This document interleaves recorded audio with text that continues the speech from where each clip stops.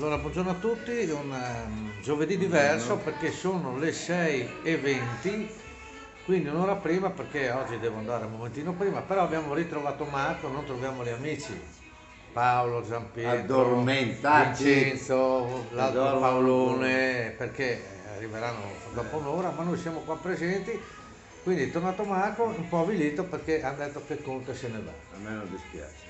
A lui non dispiace, vabbè. Più che vada via Conte, ma manderanno via dei giocatori importanti.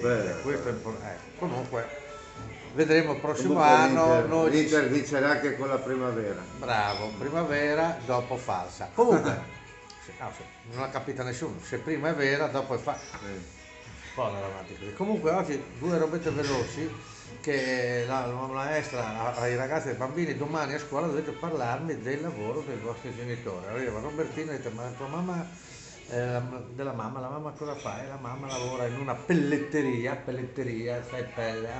Tua mamma, la mamma fa la maestra. Perino la mamma e mia mamma fa la sostituta. Ma che lavoro è? Lo so, la sera prende, si cambia, minigonna, rossetto, scollata eccetera e va zona stazione. No, allora Pierino scusa, tua mamma non fa la sostituta, fa la prostituta. No, quella mia sorella, ma siccome ha preso il Covid va mia mamma la sostituta. Questa così di nicchia, anche perché ricordo che prima o dopo noi bloccheremo questa consuetudine di satellite, anche perché barzellette non c'è, perché poi ricominciando rifacciamo sempre quelle, magari ci spostiamo. Quindi diamo un saluto alle 6:20 Una buona giornata. di giovedì 27. 27. Per noi statali è Gran giovedì. un bel giovedì, ecco. Va bene, quindi adesso andiamo lì in zona prelievi a smistare la gente che arriva a fare i prelievi di sangue e quindi un saluto vergognosissimo Marco Tre Sorelle, Gala 6:20.